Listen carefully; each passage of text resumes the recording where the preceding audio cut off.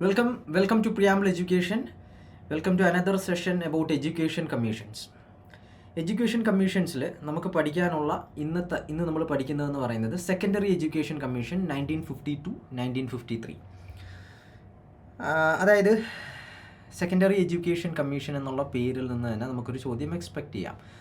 മറ്റൊന്നുമല്ല, secondary education commission എന്ന് പറയുന്നതിൻ്റെ എയിം എന്തായിരിക്കും എന്നുള്ളതാണ്. പേര് സെക്കൻഡറി എഡ്യൂക്കേഷൻ കമ്മീഷൻ എന്നായതുകൊണ്ട് തന്നെ സ്വാഭാവികമായിട്ടും എന്താണ്, സെക്കൻഡറി എഡ്യൂക്കേഷൻ റിഫോംസ് ആണ് അവിടെ കൊണ്ടുവരുന്നതെന്നുള്ള കാര്യം ആദ്യം മനസ്സിലാക്കണം. ദെൻ 1952 to 53 എന്ന് കൊടുത്തിരിക്കുന്നത് 52-ലാണ് കമ്മീഷനെ അപ്പോയിൻമെൻറ്റ് ചെയ്യുന്നത്, 53-ലാണ് കമ്മീഷൻ റിപ്പോർട്ട് സബ്മിറ്റ് ചെയ്യുന്നത് എന്നുള്ളതാണ് അത് സൂചിപ്പിക്കുന്നത്. ആ ചോദ്യങ്ങളും അവിടെ നിന്ന് വരാം. ഇനി കമ്മീഷൻ്റെ ചെയർമാൻ്റെ പേര് വെച്ചുകൊണ്ട് കമ്മീഷൻ അറിയപ്പെടും. Official name the secondary education commission എന്നാണെന്നുണ്ടെങ്കിൽ ചെയർമാൻ്റെ പേര് കൊണ്ടും ആ കമ്മീഷൻ അറിയപ്പെടും. അപ്പോൾ ആ പേര് തന്നുകൊണ്ട് എന്തിനു വേണ്ടിയിട്ടുള്ള റിഫോംസ് ആണ് കൊണ്ടുവന്നത് എന്നുള്ളതാണ്. അപ്പോൾ ഇവിടെ കമ്മീഷൻ്റെ ചെയർമാൻ ലക്ഷ്മണസ്വാമി മുതലിയാറാണ്. സോ മുതലിയാർ കമ്മീഷൻ എന്നുള്ളതാണ് കമ്മീഷൻ്റെ മറ്റൊരു നെയിം. അപ്പോൾ അത് അങ്ങോട്ടും ഇങ്ങോട്ടും ചോദിക്കാം. ചെയർമാൻ ആരാണെന്നും ചോദിക്കാം, മുതലിയാർ കമ്മീഷൻ എന്തിനു വേണ്ടിയിട്ടുള്ളതാണെന്നും ചോദിക്കാം. പിന്നെ സെക്കൻഡറി എഡ്യൂക്കേഷൻ കമ്മീഷൻ എന്നുള്ള പേര് കോയിൻ ചെയ്യാതെ മുതലിയാർ കമ്മീഷൻ്റെ പേര് കോയിൻ ചെയ്തുകൊണ്ട് അത് എന്തിനു വേണ്ടിയിട്ടുള്ളതായിരുന്നു, ഏത് വർഷമായിരുന്നു തുടങ്ങിയ കാര്യങ്ങളും ചോദിക്കും. അപ്പോൾ നമുക്ക് എന്തായാലും പ്രീവിയസ് ഇയറിൽ ചോദിച്ചിട്ടുള്ള ചോദ്യങ്ങൾ വെച്ചുകൊണ്ട് സ്റ്റാർട്ട് ചെയ്യാം. Which among the following got least importance in the recommendation of secondary education commission. Secondary education കമ്മീഷനിൽ ഏറ്റവും കുറവ് ഇമ്പോർട്ടൻസ് ലഭിച്ചിട്ടുള്ളത് താഴെ പറയുന്നവയിൽ ഏതൊക്കെ കാര്യത്തിനാണെന്നുള്ളതാണ്. അപ്പം ഇല്ല എന്നല്ല, ചില കാര്യങ്ങൾക്ക് ഇപ്പോൾ ചാപ്റ്റർ വൈസ് നമ്മൾ കമ്മീഷൻ്റെ റിപ്പോർട്ട് ഒന്ന് പരിശോധിക്കുകയാണെന്നുണ്ടെങ്കിൽ, നമുക്ക് രാധാകൃഷ്ണ കമ്മീഷനെ വെച്ച് നോക്കുകയാണെന്നുണ്ടെങ്കിൽ കുറച്ചും കൂടെ ഒരു റിപ്പോർട്ട് വായിക്കാനും അതേപോലെ റിപ്പോർട്ടിൻ്റെ കണ്ടൻറ്റും എന്ന് പറയുന്നതും കുറവാണ്. വായിക്കുമ്പോഴും കുറച്ചും കൂടെ ഡയറക്റ്റ് ആയിട്ടുള്ള ഒരു സ്പീക്കിംഗ് പോലെ നമുക്ക് തോന്നുന്നുണ്ട്. പിന്നെ കമ്മീഷൻ ഓരോ ചാപ്റ്ററുകളായി ഡിവൈഡ് ചെയ്തിട്ടുണ്ട്, like that of Radhakrishna commission. ആ ചാപ്റ്ററുകളുടെ ഒടുവിലായിട്ട് അതിൻ്റെ പ്രധാനപ്പെട്ട റെക്കമെൻഡേഷൻസ്, അതിൻ്റെ ചരിത്രവും ഭൂമിശാസ്ത്രവും എല്ലാം പറഞ്ഞു വന്നതിന് ശേഷം പ്രധാന റെക്കമെൻഡേഷൻസ് കൊണ്ടുവന്നിട്ടുണ്ട്. അപ്പോൾ നമുക്ക് ആ റെക്കമെൻഡേഷൻസ് വായിച്ചാൽ മനസ്സിലാക്കാവുന്ന കാര്യങ്ങളൊക്കെ തന്നെ ഉള്ളൂ. കുറച്ചും കൂടെ സിമ്പിളാണ് comparing with the bulky Radhakrishna commission. And ഇവിടെ ഓരോ ഏരിയ ആയിട്ട് പറഞ്ഞു പോകുമ്പോഴും കൂടുതൽ ഇമ്പോർട്ടൻസ് കൊടുക്കാത്ത അല്ലെങ്കിൽ ലീസ്റ്റ് ഇമ്പോർട്ടൻസ് കൊടുത്തിട്ടുള്ള മേഖല എന്ന് പറയുന്നത് വിമൻ എഡ്യൂക്കേഷൻ ആയിരുന്നു. അങ്ങനെ ഒരു പ്രത്യേകിച്ച് ചാപ്റ്റർ ഒന്നും ഇല്ലായിരുന്നു. അപ്പോൾ അതായിരുന്നു അതിൻ്റെ ആൻസർ എന്ന് പറയുന്നത്. അപ്പം ആ കമ്മീഷൻ റിപ്പോർട്ട് നമ്മൾ പഠിച്ചു കഴിയുമ്പോൾ നമുക്കൊരു ഐഡിയ കിട്ടും എന്തിനെയൊക്കെ പറ്റിയിട്ടാണ് റിപ്പോർട്ടിൽ മെൻഷൻ ചെയ്യുന്നത് എന്നുള്ളത്. അപ്പോൾ അതിൽ കൂടുതൽ ഇമ്പോർട്ടൻസ് കൊടുക്കാത്ത ഭാഗം ഏതാണെന്നുള്ളത്, വിമൻ റിലേറ്റഡ് ആയിട്ടുള്ള കാര്യങ്ങളെ പറ്റിയിട്ടൊക്കെ മെൻഷൻ ചെയ്തു പോകുന്നുണ്ട്, പക്ഷേ ഹോളിസ്റ്റിക്കലി അപ്രോച്ച് ചെയ്തിട്ടില്ല എന്നുള്ളതാണ്. So that's why we could say that it gave least importance കൊടുത്തു എന്നുള്ളത്. Next, the new organizational pattern of secondary education recommended by secondary education commission. Secondary എഡ്യൂക്കേഷൻ്റെ ഓർഗനൈസേഷണൽ പാറ്റേൺ എന്തായിരുന്നു എന്നുള്ളത്, വിദ്യാഭ്യാസം ഇപ്പോൾ നമ്മൾ ന്യൂ എഡ്യൂക്കേഷൻ പോളിസി പറയുമ്പം ഇപ്പോൾ 5+3+3+4 അങ്ങനെയൊക്കെ പറയും ചിലപ്പം, അല്ലെങ്കിൽ 10+2 സിസ്റ്റം എന്ന് പറയുന്ന സ്കൂൾ ലെവൽ സിസ്റ്റം. അങ്ങനെയുള്ള രീതിയിലുള്ള ഏത് ടൈപ്പ് ഓഫ് ഓർഗനൈസേഷണൽ പാറ്റേൺ ആണ് കൊണ്ടുവന്നതെന്നുള്ളതാണ്. താഴെ 4 ഓപ്ഷൻസ് കൊടുത്തിട്ടുണ്ട്. സെക്കൻഡറി എഡ്യൂക്കേഷൻ എന്ന് പറയുന്നത് 7 വർഷമായിരിക്കണം എന്നുള്ളത് ഒരു റെക്കമെൻഡേഷൻ. 2, ആ 7 വർഷം എന്ന് പറയുന്നത് ഒരു ചൈൽഡിൻ്റെ 11 മുതൽ 17 വയസ്സിനകത്തുള്ള 7 വർഷങ്ങളായിരിക്കണം എന്നുള്ളത്. Then 3, secondary education suggested to end intermediate college and merge class 11 with secondary schools and class 12 with BA. അതായത് ഇൻ്റർമീഡിയറ്റ് 2 വർഷം ഉണ്ടായിരുന്നതിനെ സ്പ്ലിറ്റ് ചെയ്ത് അതിൽ 1 വർഷം സ്കൂളിലേക്കും 1 വർഷം കോളേജിലേക്കും എന്ന രീതിയിലേക്ക് മാറ്റി കൊടുക്കണമെന്ന് പറഞ്ഞു. Then degree courses should be of 3 years. Degree courses എന്ന് പറയുന്നത് 3 വർഷമായിരിക്കണം എന്ന രീതിയിലും പറഞ്ഞു. അപ്പോൾ ഇതൊക്കെ കമ്മീഷൻ്റെ റെക്കമെൻഡേഷൻസ് ആണ്. അത് നമുക്ക് ഓരോന്നായിട്ട് നോക്കുമ്പോൾ മനസ്സിലാവും. അപ്പം ഒരു ഏരിയയിൽ നിന്നുകൊണ്ട് തന്നെ പറഞ്ഞിട്ടുള്ള കാര്യങ്ങൾ ഇങ്ങനെ പാർട്ട് ബൈ പാർട്ടായിട്ട് 4 സ്റ്റേറ്റ്മെൻറ്റുകളായിട്ടാണ് ചോദിച്ചിട്ടുള്ളത്. അപ്പോൾ ഇത് കമ്മീഷൻ്റെ കോർ റെക്കമെൻഡേഷൻസിൻ്റെ ഭാഗമാണ് കേട്ടോ, ഈ structure of secondary education, then language തുടങ്ങിയ കാര്യങ്ങളൊക്കെ. അപ്പോൾ ആ ഭാഗത്ത് നിന്നേ ചോദ്യം ചോദിച്ചിട്ടുള്ളൂ. പിന്നീട് അങ്ങോട്ട് പോകുമ്പം ഈ ടെക്നിക്കൽ എഡ്യൂക്കേഷൻ്റെ കാര്യങ്ങളാണെന്നുണ്ടെങ്കിലും സ്കൂളിൻ്റെ ഓർഗനൈസേഷൻ്റെ കാര്യമാണെന്നുണ്ടെങ്കിലും ഫിനാൻഷ്യൽ സ്ട്രക്ചർ എങ്ങനെയൊക്കെ ഫണ്ടിങ് കിട്ടാമെന്നുള്ള കാര്യങ്ങളൊക്കെ പറഞ്ഞു പോകുന്നുണ്ട്. അതെല്ലാ കമ്മീഷൻ്റെയും റിപ്പോർട്ടിൻ്റെ ഭാഗമായിട്ട് വരുന്നതാണ്. Which is not the most important areas. അത് ഇമ്പോർട്ടൻ്റ് ആണ്, പക്ഷേ ഈ സ്ട്രക്ചറും ഓർഗനൈസേഷണൽ പാറ്റേണും ഒക്കെയാണ് എപ്പോഴും ചോദ്യങ്ങൾ റിവോൾവ് ചെയ്യുന്ന ഒരു ഭാഗമെന്ന് പറയുന്നത്. പിന്നെ പുതുതായിട്ട് എന്തെങ്കിലും ഇംപ്ലിമെൻറ്റ് ചെയ്തിട്ടുണ്ടെങ്കിൽ അത്തരം കാര്യങ്ങളൊക്കെ. അപ്പോൾ നല്ല 2 ചോദ്യങ്ങളാണ് ചോദിച്ചിട്ടുള്ളത്, അല്ലെങ്കിൽ ആ കമ്മീഷൻ മുന്നോട്ട് വെച്ചിട്ടുള്ളതിൽ നിന്നുള്ള പ്രധാനപ്പെട്ട കാര്യങ്ങളാണ് ചോദിച്ചിട്ടുള്ളത്. സോ ഇതാണ് പ്രീവിയസ് ഇയർ ക്വസ്റ്റ്യൻ എന്ന് പറയുന്നത്. അപ്പോൾ നമുക്ക് എന്താണ് റെക്കമെൻഡേഷൻസ് എന്താണ്, അത് ഡീറ്റെയിൽഡ് ആയിട്ട് നോക്കണം എന്നുള്ളതാണ്. പിന്നെ ആകത്തുകയായി റെക്കമെൻഡേഷനിൽ നിന്ന് ഡയറക്റ്റ് അല്ല, ഏത് ഭാഗത്തിനാണ് ലീസ്റ്റ് ഇമ്പോർട്ടൻസ് കൊടുത്തതെന്ന് പറയുമ്പോൾ അത് ഓരോ റെക്കമെൻഡേഷൻ എടുത്ത് നോക്കിയിട്ട് അതിൻ്റെ അകത്ത് നിന്നുള്ള ക്വസ്റ്റ്യൻ ഫ്രെയിമിംഗ് അല്ല. ഇൻ ജനറൽ കമ്മീഷൻ റിപ്പോർട്ടിൻ്റെ മെറിറ്റ്സ് ആൻഡ് ഡിമെറിറ്റ്സിൽ നിന്നുള്ളൊരു ചോദ്യമായിരുന്നു. അത് നമ്മൾ മനസ്സിലാക്കേണ്ട കാര്യമാണ് എന്ന അർത്ഥത്തിൽ ചോദിച്ച ചോദ്യമായിരുന്നു ആദ്യം കണ്ടത്. So this is the reference for our study. ഇനി നമുക്ക് സെക്കൻഡറി എഡ്യൂക്കേഷൻ കമ്മീഷൻ സ്റ്റാർട്ട് ചെയ്യാം. സോ മേജർ പോയിൻറ്റ്സ്, ഫാക്ച്വൽ ആയിട്ടുള്ള കാര്യങ്ങൾ. ഒന്ന്, മുതലിയാർ കമ്മീഷൻ എന്നാണ് പോപ്പുലറായിട്ട് അറിയപ്പെടുന്നത്. And it was appointed by the government in 23rd September 1952. 1952 September 23 secondary education കമ്മീഷനെ അപ്പോയിൻമെൻറ്റ് ചെയ്യുന്നത്. And the chairman was Lakshmanaswami Mudaliar. Lakshmanaswami Mudaliar ആയിരുന്നു ചെയർമാൻ. അതുകൊണ്ടാണ് അതിനെ മുതലിയാർ കമ്മീഷൻ എന്നറിയപ്പെടുന്നത്. ആ സമയത്ത് മദ്രാസ് യൂണിവേഴ്സിറ്റിയുടെ വൈസ് ചാൻസലർ ആയിരുന്നു. And the commission was inaugurated by Maulana Abdul Kalam Azad. ആ സമയത്ത് എഡ്യൂക്കേഷൻ മിനിസ്റ്ററാണ്. And 6th October 1952. ഈ ഡേറ്റ് ആണ് മോസ്റ്റ് ഇമ്പോർട്ടൻറ്റ്. ഈ ഡേറ്റും ഇമ്പോർട്ടൻ്റ് ആണ്. ഇത് അതിനേക്കാളും താഴെ നിൽക്കുന്നതാണ്. May be ചോദിക്കാമെന്നുള്ളതാണ്. ബട്ട് ഇത് റിപ്പോർട്ടിൽ മെൻഷൻ ചെയ്തിട്ടുള്ള കാര്യമാണ് ഇൻട്രൊഡക്ഷനിൽ ഇതൊക്കെ എങ്ങനെയായിരുന്നു എന്നുള്ളത്. അപ്പോയിൻമെൻറ്റ് ഡേറ്റ് ഒന്നുമല്ല, ഇനാഗുറേറ്റഡ് ഡേറ്റ് ആണ് റിപ്പോർട്ടിൽ മെൻഷൻ ചെയ്തിട്ടുള്ളത്. Then the commission submitted it's report on 29th August 1953. 1953 എന്നുള്ള ഇയർ വളരെ ഇമ്പോർട്ടൻ്റ് ആണ്. 52-53 എന്ന് തന്നെ പഠിച്ചു വെക്കുമ്പോൾ നമ്മളത് ഓർത്തോളും. So 29 August 1953 commission report submit ചെയ്യുന്നത്. ഇനി ദ കമ്മീഷൻ ഒബ്സർവ്ഡ് ദാറ്റ്, കമ്മീഷൻ്റെ ഒരു ജനറലി എന്താണ് പറയുന്നത് എന്നുള്ളതാണ്. The existing secondary education system was bookish, examination oriented, narrowly academic and disconnected from the life and employment. അതായത് പ്രസൻറ്റ് ഡേ ആ സമയത്ത് 1950s higher secondary school education എന്ന് പറയുന്നത്, അല്ലെങ്കിൽ സെക്കൻഡറി സ്കൂൾ എഡ്യൂക്കേഷൻ എന്ന് പറയുന്നത് അത് ബുക്കിഷായിരുന്നു. പുസ്തകം പഠിക്കുക, ക്ലാസ് റൂമിനകത്ത് നിൽക്കുക, പരീക്ഷ എഴുതുക, ആ ഒരു സെറ്റപ്പ് മാത്രമേ ഉണ്ടായിരുന്നുള്ളൂ. അക്കാഡമിക് എന്ന് പറയുമ്പോഴും എന്താണ്, പുസ്തകം പഠിക്കുന്നു, അത് മഗപ്പ് ചെയ്യുന്നു, അത് പരീക്ഷയ്ക്ക് വേണ്ടിയിട്ട് റിക്രിയേറ്റ് ചെയ്യുന്നു. അതല്ലാതെ ഹ്യൂമൻ വാല്യൂസോ ജീവിതത്തിൽ എന്തെങ്കിലും ഗുണം ചെയ്യുന്ന കാര്യങ്ങളോ എന്ന അർത്ഥത്തിലൊന്നും കാര്യമായി ഫോക്കസ് ചെയ്ത് പഠിക്കുന്നില്ല. പുസ്തകം വായിക്കുന്നതിലൂടെ അവർക്ക് എന്തെങ്കിലും കിട്ടിയാലായി എന്ന ഒരു ടൈപ്പായിരുന്നു. അപ്പോൾ ഈ ഒരു സംഭവമാണ് പ്രസൻറ്റ് ഡേ എക്സിസ്റ്റിംഗ് സിസ്റ്റം എന്ന് പറഞ്ഞത്. അപ്പോൾ അതിനെ വെച്ചുകൊണ്ടാണ് പിന്നീട് റെക്കമെൻഡേഷൻസ് വരുന്നത്. It emphasized secondary education should not merely prepare students for university, but also equip them for productive employment, responsible citizenship and all-round personality development. അത് ഈ secondary education should not merely prepare students for university but also എന്നൊക്കെ പറയുന്ന കാര്യമില്ലേ, ഇത് statement ആയിട്ട് വേണമെങ്കിൽ ചോദിക്കാം. Which commission emphasized that the secondary education should not merely prepare students for university. അപ്പോൾ അത് റിലേറ്റ് ചെയ്യാൻ സെക്കൻഡറി എഡ്യൂക്കേഷൻ കമ്മീഷൻ മുതലിയാർ കമ്മീഷനാണ്. അതുകൊണ്ട് അതിൽ തന്നെ ആയിരിക്കും പറയാൻ സാധ്യത എന്നൊക്കെ വെച്ചിട്ട് റിലേറ്റ് ചെയ്യാം. പക്ഷേ എന്താണ്, ഇത് ഒരു തമ്പ് റൂളായിട്ട് നമുക്ക് ചിലപ്പോൾ എടുക്കാനും പറ്റത്തില്ല. അപ്പം ആ അർത്ഥത്തിൽ നിങ്ങളത് ഓർത്ത് വെച്ചിരിക്കുക. ഇതേപോലെ സെക്കൻഡറി എഡ്യൂക്കേഷൻ കമ്മീഷൻ എന്ന് പറയുന്നത് യൂണിവേഴ്സിറ്റിയിലേക്ക് അഡ്മിഷൻ കിട്ടുന്നതിന് വേണ്ടിയിട്ടുള്ളൊരു ടെസ്റ്റ് മാത്രമായിട്ട് മാറാൻ പാടില്ല. റാദർ എന്താണ്, ഒരു വ്യക്തിയെ പൂർണ്ണമായും സ്വാധീനിക്കത്തക്ക രീതിയിൽ വിദ്യാഭ്യാസം കിട്ടുന്നതിനോടൊപ്പം തന്നെ എംപ്ലോയ്മെൻറ്റിൻ്റെ, അതായത് പ്രൊഡക്റ്റീവ് എംപ്ലോയ്മെൻറ്റ് എങ്ങനെയായിരിക്കണം, ഒരു നല്ല സിറ്റിസൺ എങ്ങനെയായിരിക്കണം ഡെവലപ്പായി വരേണ്ടത്, അതേപോലെ തന്നെ ഒരു പേഴ്സണാലിറ്റി ഡെവലപ്പ് ചെയ്യുക എല്ലാ തരത്തിലും എന്ന രീതിയിലുള്ളൊരു വിദ്യാഭ്യാസ സമ്പ്രദായമായിരിക്കണം സെക്കൻഡറി എഡ്യൂക്കേഷൻ എന്നാണ് കമ്മീഷൻ്റെ നിർദ്ദേശം എന്നും ആകത്തുകയായി കമ്മീഷൻ മുന്നോട്ട് വെക്കുന്ന ആശയം എന്ന് പറയുന്നത്. ഇനി നമ്മൾ ഈ പഠിക്കുന്നത് 75 കൊല്ലങ്ങൾക്ക് മുമ്പുള്ള കാര്യമാണ്.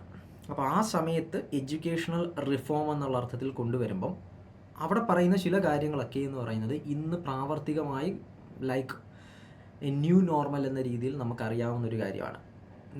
നിങ്ങളും ഞാനുമൊക്കെ പഠിച്ചു വന്ന രീതികളാണ് അതൊക്കെ എന്ന് പറയുന്നത്. കമ്മീഷൻ അന്ന് റെക്കമെൻഡ് ചെയ്തത്, അന്ന് ഈ കമ്മീഷനല്ല, ഇതിനെ തുടർന്ന് അങ്ങോട്ടും കമ്മീഷൻസ് വരുന്നുണ്ട്, കോത്താരി കമ്മീഷനൊക്കെ വരുന്നുണ്ട്. അപ്പം പലതും നമുക്കിന്ന് ഇങ്ങനെയാണല്ലോ, പിന്നെ ഇപ്പം പ്രത്യേകിച്ച് പറയുന്നത് എന്തിനാണെന്നുള്ളൊരു തോട്ട് ഇപ്പോൾ തോന്നും. അതിൻ്റെ റീസൺ വേറൊന്നുമല്ല, we are living in a different time line. അപ്പം ആ ഒരു സമയത്ത് എഡ്യൂക്കേഷണൽ സെറ്റപ്പിനെ പറ്റിയിട്ടൊന്ന് അറിഞ്ഞു വെക്കുന്നത് നല്ലതായിരിക്കും. ഒന്നെന്ന് പറയുന്നത് ഈ വിമൻ എഡ്യൂക്കേഷനുമായി ബന്ധപ്പെട്ടുകൊണ്ട് പറയാൻ പറ്റുന്നൊരു കാര്യം അറിയാം. മെൻസിന് വേണ്ടിയിട്ടുള്ള കോളേജസ് ആയിരുന്നു, പിന്നെ അതിലേക്ക് വിമൻസിനെ അഡ്മിറ്റ് ചെയ്ത് തുടങ്ങുന്നൊരു സമയമാണ്. കുറേ പ്രജുഡൈസ് ആയിട്ടുള്ള കാര്യങ്ങളൊക്കെ, മുൻവിധികളോടുകൂടിയിട്ട് കാണുന്ന കാര്യങ്ങളൊക്കെ അന്ന് നിലനിൽപ്പുണ്ടായിരുന്നു. അതൊന്ന്. രണ്ട്, എഡ്യൂക്കേഷണൽ സ്ട്രക്ചർ എന്ന് പറയുന്നത്, അതായത് സ്കൂൾ വിദ്യാഭ്യാസം എങ്ങനെ ആയിരിക്കണം എന്ന് പറയുന്നത് പലയിടത്തും, അതായത് റീജിയണലി ഭയങ്കര ഡിഫറൻസ് ഉണ്ടായിരുന്നു. അപ്പോൾ ഓരോ സ്റ്റേറ്റ്സിലും ഡിഫറൻസ് ആണ്. അപ്പം അവിടെ ഓരോ രീതിയിലായിരിക്കും ക്ലാസ്സുകൾ കണ്ടക്ട് ചെയ്യുന്നത്. ലാംഗ്വേജസ് ഇറ്റ്സെൽഫ് അവരുടെ റീജിയണൽ ലാംഗ്വേജ്, വെർണാക്കുലർ ലാംഗ്വേജിലായിരിക്കും കൂടുതൽ കാര്യങ്ങളൊക്കെ പൊയ്ക്കൊണ്ടിരിക്കുന്നത്. അപ്പം അങ്ങനെ തുടങ്ങിയിട്ടുള്ള പല തരത്തിലുള്ള ഒരു യൂണിഫോമിറ്റിയും ഇല്ലാത്ത തരത്തിലുള്ള സ്കൂൾ സിസ്റ്റംസും മറ്റുമായിരുന്നു നിലനിന്നിരുന്നത്. അതേപോലെ തന്നെ ഈ പ്രീ യൂണിവേഴ്സിറ്റി കോഴ്സുകളും ഇൻ്റർമീഡിയറ്റ് കോളേജുകളും ഒക്കെ ഉണ്ട്. അതായത് ഹയർ യൂണിവേഴ്സിറ്റി അവിടെ നിലനിൽക്കുമ്പോൾ സ്കൂളുമുണ്ട്, പിന്നെയും ഇൻ്റർമീഡിയറ്റ് കോളേജുകൾ പ്രൊവൈഡ് ചെയ്യുന്ന കോഴ്സുകൾ പ്രൊവൈഡ് ചെയ്യുന്ന സ്ഥാപനങ്ങളുണ്ട്. അങ്ങനെ പല സെറ്റപ്പുകളുണ്ടായിരുന്നു. അപ്പോൾ അതിനെ പറ്റിയിട്ട് ജസ്റ്റ് ഒന്ന് മനസ്സിലാക്കി വെച്ചിരിക്കുക. സോ ഓരോ പ്രൊവിൻസുകളും ആ സമയത്ത് ഓരോ രീതിയായിരുന്നു ഉണ്ടായിരുന്നത്. ഇപ്പം 10+2 സിസ്റ്റം എന്ന് നമുക്ക് വിളിക്കാൻ പറ്റുന്ന രീതിയിൽ ഹൈസ്കൂൾ ലെവൽ വരെ 10ാം ക്ലാസ് വരെ പഠിക്കുന്നു, പിന്നെ 2 വർഷം ഇൻ്റർമീഡിയറ്റ്, പിന്നെ അത് കഴിഞ്ഞിട്ട് യൂണിവേഴ്സിറ്റി കോഴ്സിലേക്ക് പോകുന്നു എന്നൊരു തരത്തിലുണ്ട്. ദെൻ 5+3+4, 5+3+2+1 മോഡൽ, അങ്ങനെ ഡിഫറൻറ്റ്. അതെന്താണെന്നൊന്നും നിങ്ങളിപ്പോൾ കൂടുതലായിട്ട് മനസ്സിലാക്കണമെന്നില്ല. ഇപ്പോൾ ലൈക്ക് ഹൈസ്കൂൾ കഴിഞ്ഞിട്ട് 3 വർഷം ഹയർ എഡ്യൂക്കേഷൻ, പിന്നെ അത് കഴിഞ്ഞിട്ടൊരു 4 വർഷത്തേക്കുള്ള യൂണിവേഴ്സിറ്റി കോഴ്സിലേക്ക് പോകുന്ന രീതികൾ, അങ്ങനെയൊക്കെ തുടങ്ങിയിട്ട് പലതരത്തിലുള്ള സ്ട്രക്ചറുകൾ ആ സമയത്ത് നിലനിൽപ്പുണ്ടായിരുന്നു. അപ്പം അതൊന്ന് അറിഞ്ഞു വെച്ചിരിക്കുക ആ ഒരു സമയത്ത് എങ്ങനെയായിരുന്നു എന്നുള്ളത്. പിന്നെ അതേപോലെ തന്നെ മറ്റൊരു കാര്യം, ഈ മുതലിയാർ കമ്മീഷൻ്റെ റെക്കമെൻഡേഷൻസ് നോക്കുകയാണെന്നുണ്ടെങ്കിൽ അതിന് ഒരു സിമിലാരിറ്റി ഉള്ളത്, ഇതിന് മുമ്പ് വന്നിട്ടുള്ളൊരു റെക്കമെൻഡേഷനുമായിട്ടൊരു സിമിലാരിറ്റി വരുന്നതെന്ന് പറയുന്നത്, ഇൻഡിപെൻഡൻസിന് മുമ്പ് സർജൻസ് പോസ്റ്റ് വാർ എഡ്യൂക്കേഷണൽ ഡെവലപ്മെൻറ്റ് പ്ലാൻ, അന്നത്തെ ബ്രിട്ടീഷ് സിസ്റ്റത്തിൽ ബ്രിട്ടീഷ് സ്കൂൾ സിസ്റ്റം എന്നുള്ള അർത്ഥത്തിൽ ഇമ്പ്രൂവ്മെൻറ്റ്സ് കൊണ്ടുവരുന്നതിന് വേണ്ടിയിട്ട് കൊണ്ടുവന്ന കുറച്ച് റെക്കമെൻഡേഷൻസ് ഉണ്ടായിരുന്നു. അതായത് സ്കൂളിൻ്റെ പ്രവർത്തനവും മറ്റും റീഓർഗനൈസ് ചെയ്യുക, അതേപോലെ തന്നെ സെക്കൻഡറി എഡ്യൂക്കേഷനിൽ കുറച്ചും കൂടെ ഡെവലപ്മെൻറ്റുകൾ കൊണ്ടുവരിക, വൊക്കേഷണൽ ട്രെയിനിങ്, തൊഴിലധിഷ്ഠിത വിദ്യാഭ്യാസം കൊണ്ടുവരിക, ടീച്ചേഴ്സ് ട്രെയിനിങ് ഇമ്പ്രൂവ് ചെയ്യുക, അങ്ങനെ തുടങ്ങിയിട്ട് ഓവറോൾ എഡ്യൂക്കേഷണൽ ഫെസിലിറ്റീസ് അടക്കം ഇമ്പ്രൂവ് ചെയ്യേണ്ട കുറച്ച് റെക്കമെൻഡേഷൻസ് കൊണ്ടുവന്നിട്ടുണ്ടായിരുന്നു. അതുകൊണ്ട് തന്നെ മുതലിയാർ കമ്മീഷൻ്റെ റിപ്പോർട്ട് നമ്മൾ പരിശോധിക്കുകയാണെന്നുണ്ടെങ്കിൽ അതിന് ക്ലോസ് റിസംബ്ലൻസ് തോന്നാൻ സാധ്യതയുള്ള അതിന് മുമ്പ് വന്നൊരു കമ്മിറ്റി റിപ്പോർട്ട് എന്ന് പറയുന്നത് സർജൻസ് പോസ്റ്റ് വാർ എഡ്യൂക്കേഷണൽ ഡെവലപ്മെൻറ്റ് പ്ലാൻ 1944 കൊണ്ടുവന്നതാണ്. ഒരു ചോദ്യമായിട്ട് ചോദിക്കാം, ഇത് അങ്ങനെ തന്നെ പഠിച്ചു വെച്ചിരുന്നാൽ മതി കേട്ടോ. അപ്പം അതാണ് പിന്നീട് അവിടെ പറയാനുള്ളൊരു കാര്യം എന്ന് പറയുന്നത്. അടുത്തത് കമ്മീഷൻ്റെ മെമ്പേഴ്സാണ്. ഓഫ് കോഴ്സ് ലക്ഷ്മണസ്വാമി മുതലിയാറാണ് ചെയർമാൻ. പിന്നീടുള്ളവരുടെ പേരൊന്ന് വായിച്ചു വെച്ചിരിക്കുക, അത്രയും മാത്രം മതി. ഇപ്പം മെമ്പേഴ്സായിട്ട് വരുന്നവരെല്ലാം എന്തായാലും സ്വാഭാവികമായിട്ടും ഉന്നതമായിട്ടുള്ള പൊസിഷൻസ്, പ്രത്യേകിച്ച് വിദ്യാഭ്യാസ മേഖലയിൽ, അതേപോലെ യൂണിവേഴ്സിറ്റിയുള്ള വൈസ് ചാൻസലർ, മറ്റ് കോളേജുകളിലെ പ്രിൻസിപ്പൽ, അങ്ങനെയൊക്കെ തുടങ്ങിയിട്ടുള്ള ആളുകളാണ്. പുറത്തെ യൂണിവേഴ്സിറ്റികളിലെയും ആളുകളുണ്ട്. So John Christie, Rast Williams, Hansa Mehta, Tarapurwala, Shrimali, MT Vyas, Saiyidain Basu, AN Basu, അങ്ങനെ തുടങ്ങിയിട്ടുള്ള ആളുകളായിരുന്നു ബാക്കി ഉണ്ടായിരുന്ന മെമ്പേഴ്സ് എന്ന് പറയുന്നത്. അതിൽ നിന്നും അങ്ങനെ ചോദ്യം വരില്ല, ബട്ട് സ്റ്റിൽ ആ പേരുകളൊക്കെ ഒന്ന് ജസ്റ്റ് ഒന്ന് വായിച്ചു വെച്ചിരിക്കുക, അത്രമാത്രം. Now terms of references. So report തുടങ്ങുന്നത് ടേംസ് ഓഫ് റെഫറൻസ് എന്ന് പറയുന്ന ഒരു ഭാഗം കൊണ്ടിട്ടാണ്. അതായത് കമ്മീഷൻ്റെ ലക്ഷ്യം, കമ്മീഷന് എന്താണ് ഉത്തരവാദിത്തം ഏൽപ്പിച്ചിട്ടുള്ളത് എന്നതാണ്. So to enquire into and report on the present position of secondary education India in all aspect. അതായത് നിലവിലത്തെ സെക്കൻഡറി എഡ്യൂക്കേഷനുമായി ബന്ധപ്പെട്ടുകൊണ്ടുള്ള എല്ലാ കാര്യങ്ങളെ പറ്റിയിട്ടും എന്ത് ചെയ്യുക, അന്വേഷിച്ച് റിപ്പോർട്ട് തയ്യാറാക്കുക എന്നുള്ളതാണ്. And suggest measures for its reorganisation and improvement with particular reference to. അപ്പോൾ അതിൽ എന്ത് കാര്യമായ മാറ്റം കൊണ്ടുവരണം, എന്ത് രീതിയിലുള്ള ഇംപ്രൂവ്മെൻറ്റ്സ് വരണം, പ്രത്യേകിച്ച് the aims, organisation and content of secondary education. Secondary education കൊണ്ട് എന്താണ് ലക്ഷ്യമാക്കുന്നത്, എങ്ങനെ ആയിരിക്കണം അത്, അതിനകത്ത് എന്തൊക്കെയാണ് പഠിക്കേണ്ടത്, അങ്ങനെ തുടങ്ങിയിട്ടുള്ള കാര്യങ്ങൾ. Its relationship to primary, basic and higher education. So primary എഡ്യൂക്കേഷനും ഹയർ എഡ്യൂക്കേഷൻ്റെയും ഇടയിൽ നിൽക്കുന്നതാണ്. അപ്പം അതിൻ്റെ എങ്ങനെയാണ് അത് തമ്മിൽ കണക്ട് ചെയ്യപ്പെടുന്നത് എന്നുള്ള കാര്യം. Then the inter relation of secondary schools of different types. വിവിധ തരത്തിലുള്ള സെക്കൻഡറി സ്കൂളുകളുണ്ട്. അപ്പോൾ അത് തമ്മിലുള്ള പരസ്പരം ബന്ധം എങ്ങനെയായിരിക്കണം എന്നുള്ളത്. ആൻഡ് അതർ അലീഡ് പ്രോബ്ലംസ്, അതല്ലാതെയുള്ള മറ്റ് പ്രധാനപ്പെട്ട പ്രശ്നങ്ങൾ എന്താണോ അതൊക്കെ. So that a sound and reasonably uniform system of secondary education suited to our needs and resources may be provided for the whole country. അതുകൊണ്ട് രാജ്യത്തിന് എമ്പാടും, രാജ്യം മുഴുവനായിട്ടും വളരെ മികച്ച രീതിയിലുള്ളതും ഏകദേശം ഏകീകൃതമായിട്ടും വരുന്ന ഒരു സെക്കൻഡറി എഡ്യൂക്കേഷൻ സിസ്റ്റം. ഞാൻ മുമ്പ് പറഞ്ഞല്ലോ, റീജിയണലി പലയിടത്തും പല രീതികളായിരുന്നു ഉണ്ടായിരുന്നത്.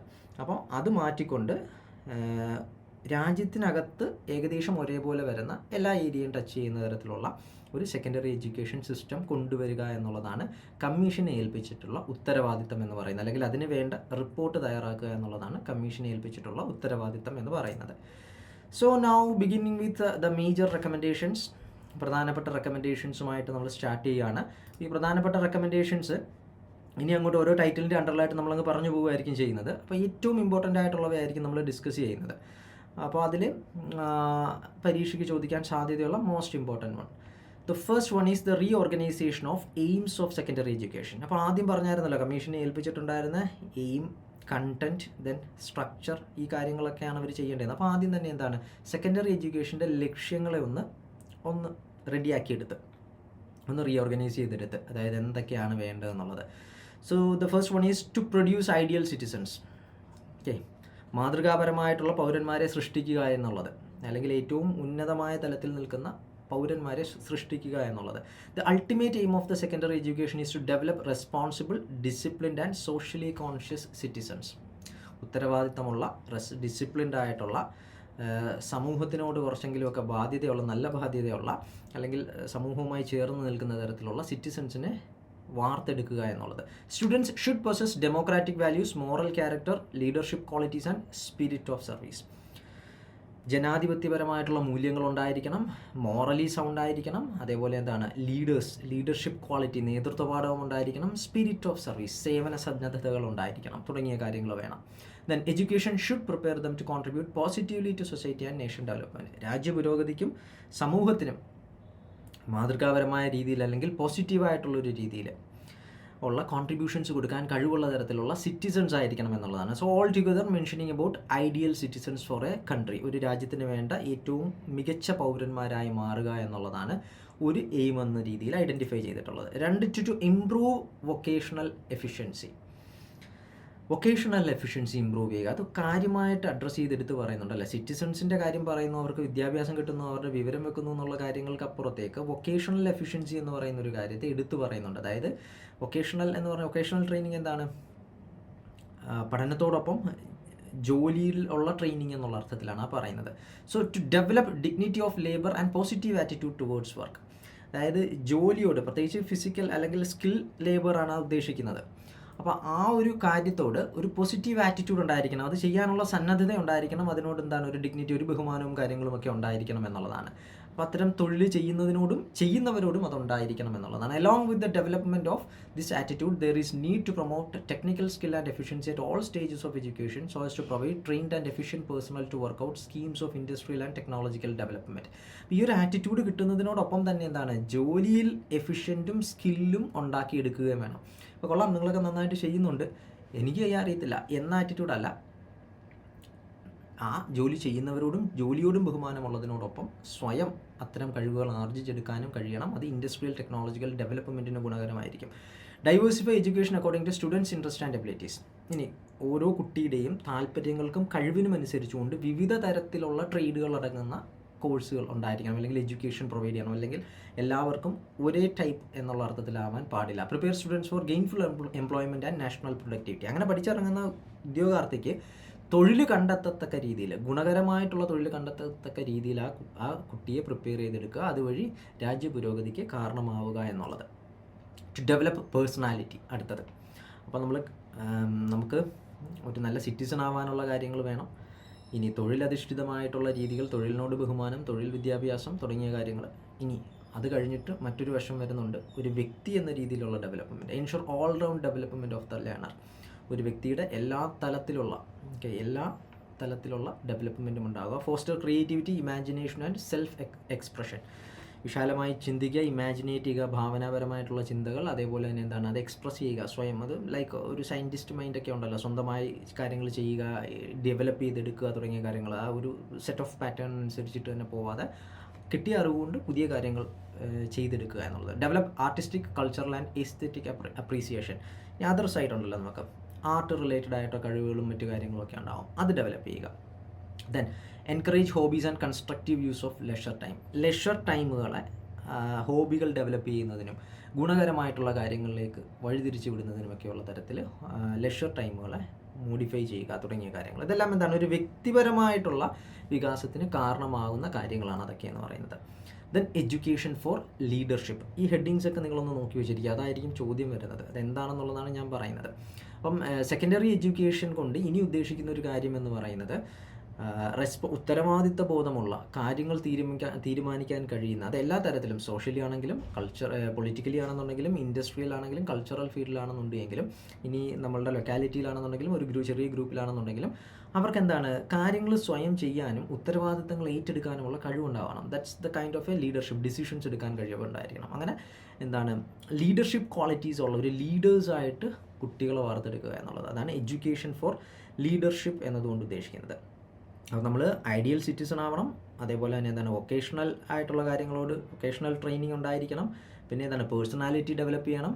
അതിൻ്റെ ഭാഗമായിക്കൊണ്ട് തന്നെ പേഴ്സണാലിറ്റി കണക്ട് ചെയ്തുകൊണ്ട് നിങ്ങൾക്ക് ലീഡർഷിപ്പിനെയും ചേർത്ത് വെക്കാൻ പറ്റും. ലീഡർഷിപ്പ് ക്വാളിറ്റീസ് ഉണ്ടായിരിക്കണം എന്നുള്ളത്. അപ്പോൾ ആ രീതിയിലൊക്കെ ട്രെയിൻ ചെയ്യപ്പെടാൻ സെക്കൻഡറി എഡ്യൂക്കേഷൻ കാരണമാകണം. അതാണ് സെക്കൻഡറി എഡ്യൂക്കേഷൻ കൊണ്ട് നമ്മൾ ലക്ഷ്യമാക്കുന്നത് എന്നാണ് ആദ്യമേ തന്നെ ആ എയിം ഒന്ന് റീഓർഗനൈസ് ചെയ്ത് വെച്ചു. Next is the reorganisation of secondary education. ഇനി ഓർഗനൈസേഷണൽ സ്ട്രക്ചറിനെ, അതായത് സെക്കൻഡറി എഡ്യൂക്കേഷൻ എങ്ങനെ പ്രൊവൈഡ് ചെയ്യണം എന്നുള്ളതിനെ പറ്റിയിട്ട് ക്ലിയർ ആയിട്ട് കമ്മീഷൻ ഒരു ഐഡിയ പറയുന്നുണ്ട്. സോ കമ്മീഷൻ എന്താ റെക്കമെൻഡ് ചെയ്തതെന്ന് വെച്ച് കഴിഞ്ഞാൽ 7 വർഷത്തെ secondary education after 4 or 5 years of primary or junior basic education. Primary എന്നും ജൂനിയർ ബേസിക് രണ്ട് രീതിയിലും വിളിക്കപ്പെടാറുണ്ട്. അതായത് സ്കൂൾ ലെവലിൽ നമ്മൾ ആദ്യം കൊടുക്കുന്ന ഇനിഷ്യൽ ഇയേഴ്സ് ഓഫ് സ്കൂളിനെ ടുഗദർ വിളിക്കുന്ന ഒരു പേരാണ്. സോ പ്രൈമറി ലെവൽ എന്ന് നമുക്കിപ്പോൾ പറയാൻ പറ്റുന്നത്. അപ്പോൾ 4 അല്ലെങ്കിൽ 5 വർഷത്തെ പ്രൈമറി എഡ്യൂക്കേഷന് ശേഷം 7 വർഷത്തെ സെക്കൻഡറി എഡ്യൂക്കേഷൻ ആയിരിക്കണം പ്രൊവൈഡ് ചെയ്യേണ്ടത്. അത് കൊടുക്കേണ്ട ഏജ് ഗ്യാപ്പ് എന്ന് പറയുന്നത് 11 to 17. The period of secondary education എന്ന് പറയുന്നത് 11 വയസ്സിനും 17 വയസ്സിനും ഇടയിലായിരിക്കണം എന്നുള്ളത്. നമ്മൾ ചോദ്യത്തിൽ കണ്ടല്ലോ, ഇത് ഒറ്റ സ്ട്രെച്ചിൽ എക്സ്പ്ലെയിൻ ചെയ്തു പോകുന്ന കാര്യമായിരുന്നു. അപ്പോൾ അതാണ് ഓരോന്നും സ്പ്ലിറ്റ് ചെയ്തുകൊണ്ട് ചോദ്യമായിട്ട് വന്നിട്ടുള്ളത്. ഇപ്പോൾ 7 years of education covering the age of 11 to 17 എന്നതാണ് പറയുന്നത്. ദെൻ ആ 7 years എന്ന് പറയുന്ന കാര്യമില്ലേ, ആ 11-17 വർഷത്തിനകത്തുള്ള ആ സെക്കൻഡറി എഡ്യൂക്കേഷൻ എന്ന് പറഞ്ഞു കഴിഞ്ഞാൽ 2 തട്ടായിട്ടായിരിക്കും വരുന്നത്. ഒന്നെന്ന് പറയുന്നത് middle or junior secondary or senior basic stage. ഈ ബേസിക് സ്റ്റേജിൻ്റെ സീനിയർ എന്നോ അല്ലെങ്കിൽ സെക്കൻഡറി സ്റ്റേജിലെ ജൂനിയർ ഫസ്റ്റ് പോർഷൻ എന്ന അർത്ഥത്തിൽ അതിനെ വിളിക്കാറുണ്ട്. അല്ലെങ്കിൽ മിഡിൽ സ്കൂൾ എന്നുള്ള ഒരു അർത്ഥത്തിലും മിഡിൽ സ്റ്റേജ് എന്നുള്ള അർത്ഥത്തിലും നമ്മൾ വിളിക്കാറുണ്ട്. അതായത് ഹയർ എഡ്യൂക്കേഷൻ സ്കൂൾ ലെവലാണ് പറയുന്നത്. സ്കൂൾ ലെവലിലെ ലാസ്റ്റിനും ഫസ്റ്റിനും ഇടയിലുള്ള പോർഷൻ മിഡിൽ. നമ്മുടെ നിലവിലത്തെ ഹൈസ്കൂൾ എന്ന് പറയുന്ന ആ ഒരു സമ്പ്രദായമായിട്ട് വരും. സോ അല്ലെങ്കിൽ അതിനെ ജൂനിയർ സെക്കൻഡറിക്ക് തൊട്ട് മുമ്പുള്ള ജൂനിയർ സെക്കൻഡറി എന്നുള്ള അർത്ഥത്തിൽ, സെക്കൻഡറിയുടെ ആദ്യത്തെ പോർഷൻ ജൂനിയർ സെക്കൻഡറി എന്നുള്ള അർത്ഥത്തിൽ, അല്ലെങ്കിൽ സീനിയർ ബേസിക്, ഈ 3 പേരിലും അത് അറിയപ്പെടാറുണ്ട്. Which is of 3 years. അപ്പോൾ ആദ്യം സെക്കൻഡറി സ്കൂൾ എഡ്യൂക്കേഷൻ്റെ ആദ്യത്തെ 3 വർഷം ഇതായിരിക്കും, മിഡിൽ സ്കൂൾ ആയിരിക്കും ഉണ്ടാകുന്നത്, അല്ലെങ്കിൽ ജൂനിയർ സെക്കൻഡറി സ്കൂൾ ആയിരിക്കും. ദെൻ നെക്സ്റ്റ് മൊത്തം 7 അല്ലേ, നെക്സ്റ്റ് 4 years എന്ന് പറയുന്നത് ഹയർ സെക്കൻഡറി സ്റ്റേജ് ആണ്. നെക്സ്റ്റ് 4 years എന്ന് പറയുന്നത്. അപ്പോൾ നമുക്കിതിൻ്റെ ഒരു സ്ട്രക്ചർ നോക്കുകയാണെന്നുണ്ടെങ്കിൽ എന്ത് പറയാൻ പറ്റും? സ്ട്രക്ചറായിട്ടൊന്നും മുതലിയാർ കമ്മീഷൻ അങ്ങനെ പറയുന്നില്ല, നമ്മളത് ഡിഡക്റ്റ് ചെയ്തെടുക്കുന്നതാണ്. ഇപ്പോൾ 5+2+3 അങ്ങനെയുള്ള അർത്ഥത്തിലോ അല്ലെങ്കിൽ 10+2 എന്നൊന്നും പറയുന്നില്ല, ഇങ്ങനെയാണ് എക്സ്പ്ലെയിൻ ചെയ്യുന്നത്. അപ്പോൾ ആദ്യം പറഞ്ഞത് 4 or 5 years of primary school. അത് കഴിഞ്ഞിട്ട് പിന്നെ എന്താണ് ഒരു 7 വർഷം, അതിലെ 3 വർഷം എന്ന് പറയുന്നത് middle or junior secondary school, പിന്നെ ഒരു 4 വർഷം. അങ്ങനെയാണ് എന്തെന്ന് പറയുന്നത് ഒരു സ്ട്രക്ചർ പോകുന്നത്. ഇതാകുമ്പോൾ സ്കൂൾ കഴിഞ്ഞു plus 3 years of first degree എന്ന് കൂടി പറയുന്നുണ്ട്. അപ്പോൾ ഈ ഒരു രീതിയിലാണ് പറയുന്നത്. 4 to 5 years of primary, then 7 years 3+4 എന്നുള്ളൊരു രീതിയിൽ, പിന്നെ 3 years കോളേജിലേക്ക് പോകുന്നു എന്നുള്ളൊരു രീതിയിലാണ് കമ്മീഷൻ പറയുന്നത്. Next, the higher secondary stage should gradually replace the traditional high school system. അപ്പോൾ പ്രസൻറ്റിലെ ഉള്ള ആ സമയത്ത് ഹൈസ്കൂൾ സിസ്റ്റം എന്ന് പറയുന്നത് 10+2 എന്നൊക്കെ പറഞ്ഞിട്ടൊക്കെയാണ് എക്സിസ്റ്റ് ചെയ്യുന്നതെന്നൊക്കെ പറഞ്ഞിരുന്നില്ല. പിന്നെ ഇൻ്റർമീഡിയറ്റ് കോളേജാണ് വരുന്നത് ഈ 2 വർഷം. 10 കഴിഞ്ഞിട്ട് ഇൻ്റർമീഡിയറ്റ് കോളേജാണ്, പിന്നെ കോളേജ് എന്നുള്ളൊരു കാര്യമാണ്, ഡിഗ്രി കോളേജ് എന്നുള്ളതാണ് പറയുന്നത്. 3 years അല്ലെങ്കിൽ 4 years ആ സമയത്ത് 3 ആക്കിയിട്ട് കൊണ്ടുവന്നിട്ടുണ്ടായിരുന്നു. അപ്പം ഈ ഒരു സെറ്റപ്പിനെ റീപ്ലേസ് ചെയ്തുകൊണ്ട് ഹയർ സെക്കൻഡറി സ്റ്റേജ് കൊണ്ടുവരിക എന്നുള്ളതാണ് പറയുന്നത്. Then there must be an organic continuity so that each stage will lead on to the next and will not after an abrupt break. അതായത് തുടർച്ച ഉണ്ടായിരിക്കണം എന്നുള്ളതാണ്. ഓരോ സ്റ്റേജ് മുതൽ അടുത്ത സ്റ്റേജിലേക്ക് കണ്ടിന്യൂസ് ആയിട്ട് കയറി പോകുന്നു എന്നുള്ളതാണ്. അങ്ങനെ ഒരു നോർമൽ രീതിയിൽ പേസിൽ തന്നെ പൊയ്ക്കൊണ്ടിരിക്കണം എന്നുള്ളതാണ്. And the present intermediate stage should be replaced by the higher secondary stage which should be of 4 years duration, 1 year of present intermediate being included in it. ഇത് ഞാൻ മുമ്പ് പറഞ്ഞ കാര്യം തന്നെയാണ്. അതായത് 10+2 എന്നുള്ള ഹൈസ്കൂളിനെ അബോളിഷ് ചെയ്തു, ഇൻ്റർമീഡിയറ്റിനെ റീപ്ലേസ് ചെയ്തുകൊണ്ട് 4 വർഷത്തെ ഹയർ സെക്കൻഡറി. അത് വീണ്ടും കമ്മീഷൻ എടുത്ത് പറയുന്ന ഒരു കാര്യമാണ് പറഞ്ഞിട്ടുള്ളത്. ആൻഡ് ആ സമയത്ത് 11 and 12 എന്ന് പറഞ്ഞിട്ടുള്ളൊരു കാര്യമായിരുന്നല്ലോ ഉണ്ടായിരുന്നത്. ആ 11 and 12 ക്ലാസ് 11 പിടിച്ചിട്ട് ഹയർ സെക്കൻഡറിയിലേക്കും ക്ലാസ് 12 പിടിച്ചിട്ട് 3 year യൂണിവേഴ്സിറ്റി കോഴ്സിലേക്കുമാണ് മാറ്റേണ്ടത്. അതാണ് അതിൻ്റെ ഒരു സ്ട്രക്ചർ എന്ന് പറയുന്നത് കേട്ടോ. അതായത് ഇൻ്റർമീഡിയറ്റിൽ 2 വർഷമുണ്ട്. ഈ ഇൻ്റർമീഡിയറ്റിലെ 2 വർഷം എന്ന് പറയുന്നത് സ്കൂൾ കഴിഞ്ഞിട്ടാണ് ആ സമയത്ത്. സ്കൂൾ കഴിഞ്ഞിട്ട് ഈ ഇൻ്റർമീഡിയറ്റ് പ്രൊവൈഡ് ചെയ്യുന്ന അത്തരം കോളേജുകളും ഉണ്ട്, അതല്ലെങ്കിൽ യൂണിവേഴ്സിറ്റികളുമാണ് അത് പ്രൊവൈഡ് ചെയ്യുന്നത്. പിന്നീട് അത് പ്രീ ഡിഗ്രി എന്നുള്ള രീതിയിൽ വരുന്നു. അപ്പോൾ യൂണിവേഴ്സിറ്റിയിൽ എന്താണ് കുറച്ച് വർഷം പഠിക്കാനുണ്ടല്ലോ. അപ്പോൾ 2 വർഷത്തെ കോഴ്സൊക്കെ യൂണിവേഴ്സിറ്റിയിലുണ്ട്. അപ്പോൾ ഈ സ്കൂളിലേക്ക് ഇതിൽ 1 വർഷം കൊടുക്കുക. അങ്ങനെ ക്ലാസ് 12 വരുന്നു. അന്നത്തെ ക്ലാസ് 11 ആൻഡ് 12 11 എടുത്ത് ഇങ്ങോട്ടേക്കും കൊടുക്കുക. 12 ഇൻ്റർമീഡിയറ്റിലെ 2ാമത്തെ വർഷം എടുത്ത് യൂണിവേഴ്സിറ്റിയിലേക്കും കൊടുക്കുക എന്നുള്ളതാണ് പറയുന്നത്. Then the first degree course in the university should be of 3 years duration. അങ്ങനെ യൂണിവേഴ്സിറ്റിയിലെ ആദ്യത്തെ ഡിഗ്രി കോഴ്സ് എന്ന് പറയുന്നത് 3 വർഷം ആയിക്കൊള്ളുക എന്നുള്ളതാണ്. So for those who pass out of the high school there should be provision for A pre university course of 1 year. അപ്പോൾ ഈ ഒരു പർട്ടിക്കുലർ റെക്കമെൻഡേഷൻ നടപ്പിലാക്കുന്ന സമയത്ത് ഹൈസ്കൂൾ കഴിഞ്ഞിട്ട് ഇറങ്ങുന്നവരുണ്ടാവും, ഹയർ സെക്കൻഡറി ഉണ്ടാവത്തില്ല, ഈ ഒരു കാര്യം നിലവിൽ വന്നിട്ടില്ലല്ലോ. അങ്ങനെ വരുന്നവർക്ക് യൂണിവേഴ്സിറ്റി കയറുന്നതിന് മുമ്പൊരു പ്രീ യൂണിവേഴ്സിറ്റി 1 year കോഴ്സ് കൂടി പ്രൊവൈഡ് ചെയ്യണം എന്നുള്ളതാണ്. അപ്പോൾ ഇതാണ് ആകെ തുകയായിട്ട് പറഞ്ഞിട്ടുള്ളത്. അപ്പോൾ അതിൽ ഒന്നും കൂടെ നമുക്കൊന്ന് നോക്കാം. അന്നത്തെ സമയത്ത് ഉണ്ടായിരുന്ന കാര്യവും പിന്നീട് കമ്മീഷൻ റെക്കമെൻഡ് ചെയ്തിട്ടുള്ളതും. ഹൈസ്കൂൾ എന്ന് പറയുന്ന ക്ലാസ് 10 വരെ ഉണ്ട്. ക്ലാസ് 11 ആൻഡ് 12 എന്ത് ചെയ്യുന്നുണ്ട്, ഇൻ്റർമീഡിയറ്റിൽ വരുന്നുണ്ട്. BA BSc 2 വർഷം എന്നുള്ള രീതിയിൽ പഠിക്കുന്നുണ്ട് ഡിഗ്രി എന്ന് പറയുന്നത്.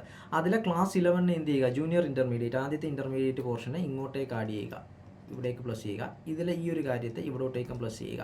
അങ്ങനെ ആയിരിക്കും എന്ത് ചെയ്യുന്നത്, ഈ പറയുന്ന പുതിയ രീതിയിൽ 3 വർഷത്തെ ഡിഗ്രി കോഴ്സ് ആവുകയും അതിന് മുമ്പുള്ള വർഷങ്ങൾ അത്രയും ഹയർ സെക്കൻഡറി എന്നുള്ളൊരു രീതിയിലേക്കും പോവുകയും ചെയ്തത്. അപ്പോൾ ഓൾമോസ്റ്റ് ഇപ്പോഴത്തെ നമ്മുടെ നിലവിലുള്ള സിസ്റ്റവുമായിട്ട് മാച്ച് ആയി തുടങ്ങി എന്നുള്ളതാണ്. സോ അതൊന്നും കൂടിയിട്ടൊന്ന് സമ്മറൈസ് ചെയ്തിട്ടുണ്ട് പെട്ടെന്നൊന്ന് പഠിക്കുന്നതിന് വേണ്ടിയിട്ട്.